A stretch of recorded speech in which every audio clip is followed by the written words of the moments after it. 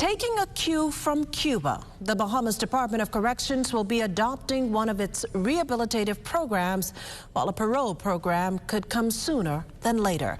Cleopatra Murphy has tonight's top story. Changes are coming at the Bahamas Department of Corrections as Acting Commissioner of Corrections Don Clare says the facility is set to begin visitation for inmates' children next month.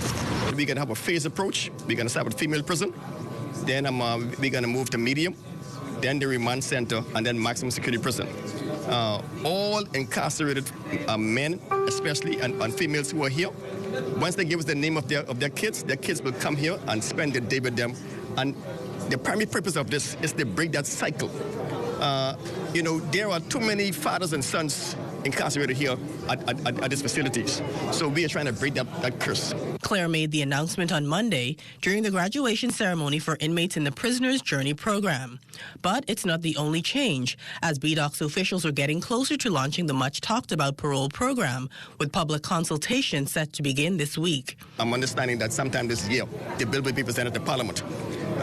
But before that happens, we were mandated to hold 4 town hall meetings, which we're going to start on Wednesday at 7 o'clock at Doris Johnson School.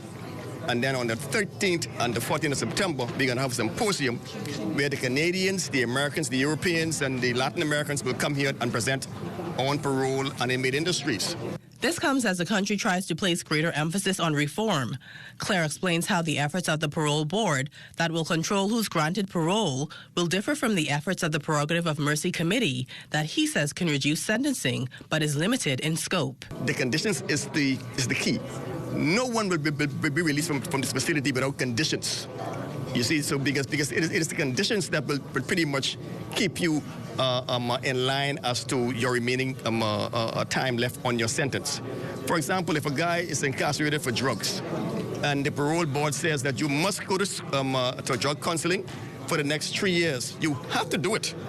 Because if you miss one session, what happens? You're back in here for 3 years. For the Bahamas Tonight, I'm Cleopatra Murphy.